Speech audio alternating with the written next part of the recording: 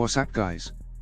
In this video, we are going to see the easiest way to make background image.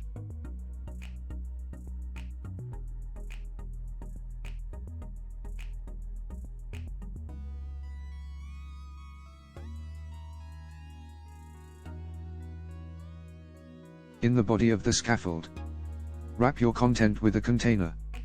Add decoration. In box decoration, add your image. And make fit as box fit.cover.